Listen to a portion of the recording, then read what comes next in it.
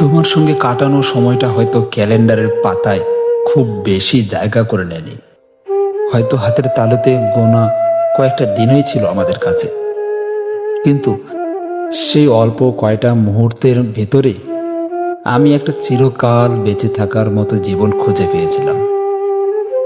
তুমি চলে গেছো, কিন্তু রেখে গেছো এমন কিছু অনুভূতির স্পর্শ যেগুলো আজও প্রতিটি নিঃশ্বাসে জেগে ওঠে। তোমার বলা প্রতিটি কথা, তোমার ছুঁয়ে যাওয়া প্রতিটি সময়, সব যেন এক একটা গল্প যেগুলোর মাঝে আমি আজও হারিয়ে যাই। এই সংক্ষিপ্ত সময়টুকুর মাঝেই তুমি আমার ভেতরে এতটা জায়গা করে নিয়েছো যে আমি চাইলে শুধু সেই দিনগুলোর স্মৃতি দিয়ে একটা উপন্যাস লিখে ফেলতে পারি। ভালোবাসার, বিয়োগের আর একতরফা অপেক্ষার উপন্যাস। একটা এমন উপন্যাস যেখানে তুমি থাকো ঠিকই, কিন্তু ফিরে আসো না।